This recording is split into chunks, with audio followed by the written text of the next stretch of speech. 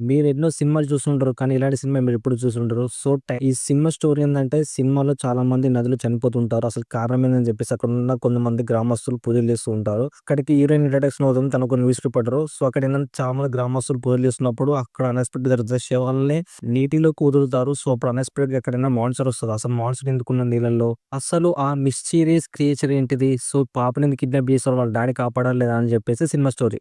Just 2 మినిట్స్‌లో కొన్ని key points మాట్లాడుకుందాం. నంబర్ 1 ఈ సినిమాలో చాలా వరకు స్టార్టింగే మీకు చెప్పేస్తారు అసలు మాన్‌స్టర్ ఉంటుందని జెప్పేసి. ఈ మూవీలో తండ్రి కూతుర్ల యొక్క ప్రేమానురాగాలు చాలా బాగా చూపిస్తారు. అలాగే ఇందులో కొంతమంది మాన్‌స్టర్స్ ఉంటారు. అంటే కొంతమంది పోలీసుల తరపులనే వాళ్ళేదో కామెడీగా చేసుకుంటూ ఉంటారు.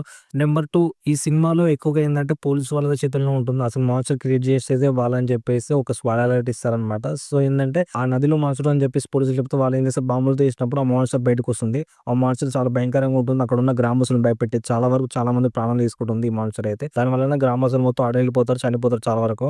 నంబర్ 3 ఈ సినిమాలో తన ఫాదర్ చేసే సాహసాలు, అలాగే తను ఆలోచించేది. సో, కూతురు గురించి పడే తపన ఇందులో అవుపడుతుంది. ఎందుకంటే మాన్‌స్టర్ తన కూతుర్ని అంటే నదిలోకి లాకెళ్ళినప్పుడు తన తండ్రి ఏందంటే సెర్చ్ చేస్తాడు. కానీ అక్కడ తన కూతురు ఉండదు. ఎక్కడోసారి బతికి ఉండదనే ఒక హోప్ ఉంటుంది. తను చేసే సాహసాలు చాలా చాలా బాగుంటాయి. ఈ ఫిల్మ్ లెంత్ వచ్చేసి 1 అవర్ 80 మినిట్సే ఉంటుంది. నంబర్ 4 ఈ సినిమా యొక్క లెంత్ చాలా చాలా తక్కువ. ఎందుకంటే 1 అవర్ పైన ఉంటదని చెప్పాను కదా! ఈ సినిమా అయితే చాలా లెంతీ తక్కువ. కానీ కంటెంట్ బానే ఉంటుంది. కానీ చూడ్డానికైతే ఓకే అనిపిస్తుంది. మీకు చూస్తే గాని మీకు అర్థమైతది. ఎందుకంటే షార్ట్‌కట్‌లో మొత్తం సినిమా మొత్తం అయిపోతుంది. అప్పుడయిపోయిన ఫీలింగ్ కూడా వస్తది సినిమా. నంబర్ 5 ఈ మాన్స్టర్ అనేది తనంతట తాను సృష్టించుకోలేదు. ఒకళ్ళు తయారు చేస్తారు.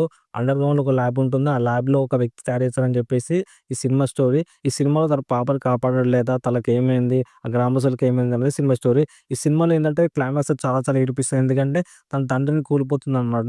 సో, ఈ సినిమా చూస్తే మీకు అర్థమైతది. ఫైనల్‌గా సినిమా అంతే. నాకైతే బాగా నచ్చింది.